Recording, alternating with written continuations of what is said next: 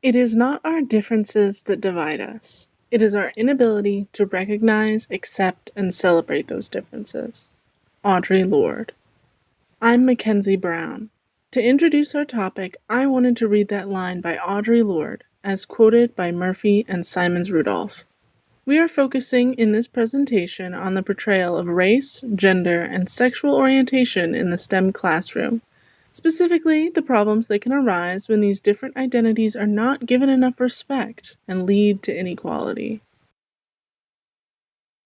Hello, my name is Sarah Price. Stereotypes affect everyone in life, but when pursuing a degree in a STEM major, people are stereotyped by their gender, race, and sexual orientation. These stereotypes make a dream of one day working in the STEM field a lot harder to achieve. It is reported that a majority of women, people of color, and people of different sexual orientations drop out of STEM majors before graduating. The stereotype that these groups of people are not as smart as white men discourages them from trying to pursue a career early on in college. It is talked about in many scholarly articles that workers in STEM fields agree that having diversity would bring different perspectives, but often they don't want to make any changes to the way they hire. Scholar Addison states, which career to enter may seem like a free choice, but scientific research demonstrates that significant social barriers exist to girls' entry into such STEM fields as computer science and engineering. The stigma surrounding STEM, that it's an all-white male field, is what leads to these groups being discouraged and facing barriers when trying to enter the STEM field. The STEM field has received a lot of different feedback for discrimination of these groups. Overall, society has started to make strides in the right direction, but not enough has changed to make these groups of people feel comfortable entering the STEM fields. These are statistics that show the representation of women, people of color, and people of different social orientation when entering the STEM fields as well as STEM classes.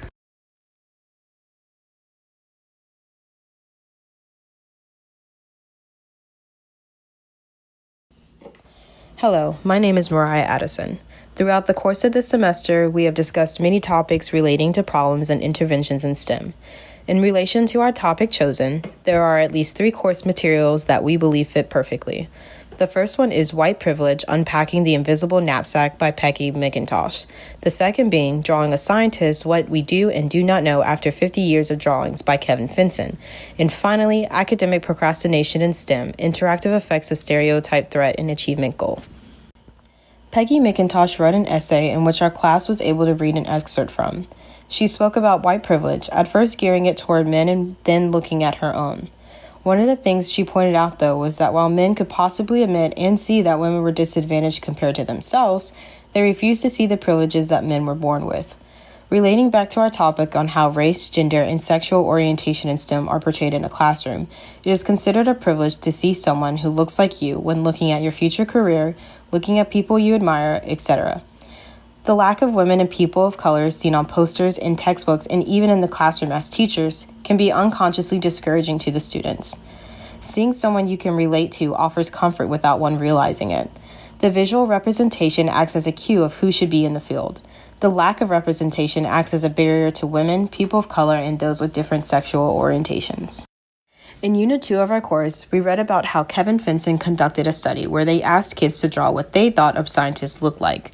Many of the students drew white males as scientists, which has persisted since 1957.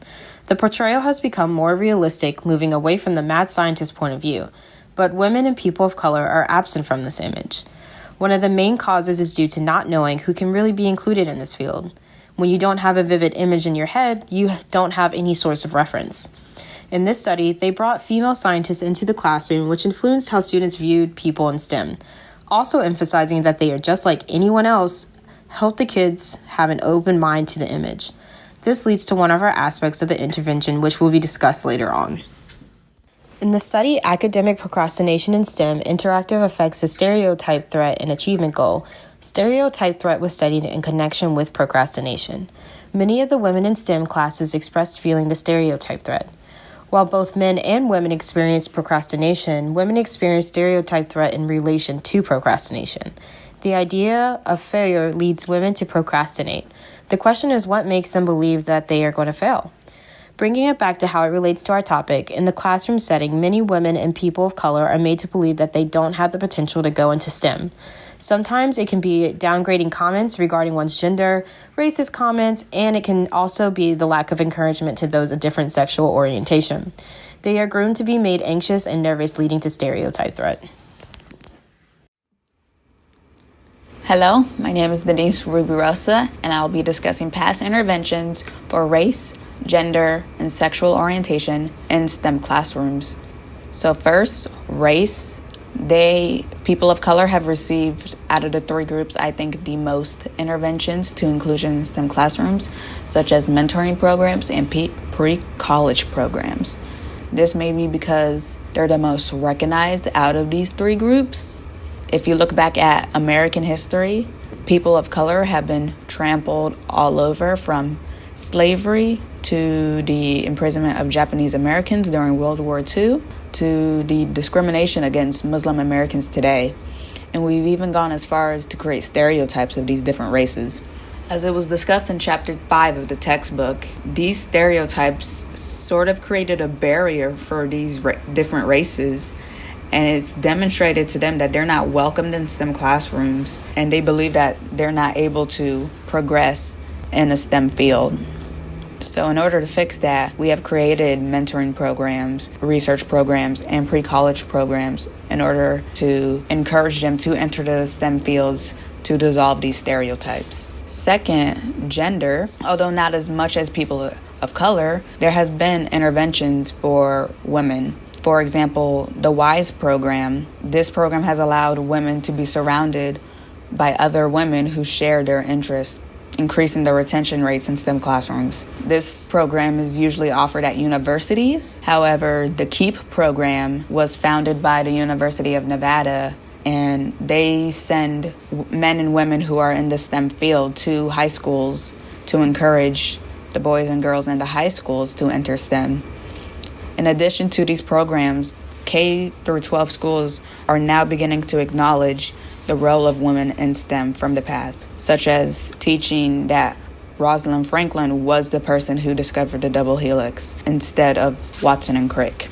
Now, finally discussing sexual orientation, very little interventions have been done for this group of people, for people in the LGBTQ community. This could be because this has become much more recent in history. Coming out has become a thing within the past 50 years, and because of this, there is not much research on trying to increase inclusion for this group of people. Now, discussing the three groups, race, gender, and sexual orientation, there has been things done for each group. However, nothing has been done for the intersection of these groups.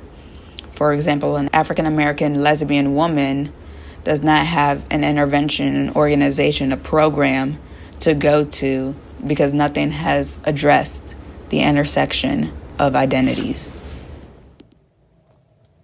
Hi everyone, my name is Greer. While the past interventions Denise mentioned have worked well to encourage peer-to-peer relationship building within STEM, specifically among minorities, there are still three key issues which need to be addressed.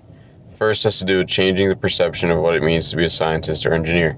Young students can often have mythical ideas of what it means to be a scientist, and so providing real-world examples and relationship building from a young age is important. This was stressed as a conclusion in the study Drawing a Scientist, and was shown to be important in developing prospective career paths in STEM for young women and minorities. Mentorship programs for young students have been proven to be successful in other disciplines, for example, college mentors for kids. Educators' awareness of their own impression upon their students is important as well. If they come across as someone who reflects and relates well with the student body, it is more likely the students will want to pursue a similar career to theirs. Stereotype threat is another area which we can address, and the study Academic Procrastination in STEM touched on ways which educators can stress subject or skill mastery rather than results. Social groups and societies on college campuses have done well in this regard to encourage outreach and project work where people get the opportunity to apply what they've learned in the classroom to real-world scenarios. The Wise Village here at NC State has done well to provide a foundation for women to go out and succeed in engineering majors. Implicit bias is another way we can address STEM encouragement in the classroom, and this begins with educating the educators on how to identify and deal with implicit bias. This can come in the form of training on how to identify when and how a student might not be succeeding, and identifying whether that might be because they aren't getting the support they need to perform. To conclude, we must build on Sarah, Mariah, and Denise's research. We know that stereotypes are harmful to people in STEM classrooms. Race, gender, and sexual orientation, as well as their intersections, challenge students on their way to success. Some success has been found in countering these stereotypes and the negative effects of stereotype threat through mentorship programs. However, while mentorship programs exist for race and gender individually, few programs exist for people of diverse sexual orientations or for people with intersectional identities.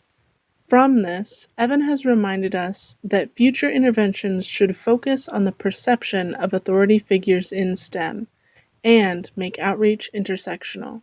For further resources, see the next 2 slides. Thank you very much for listening.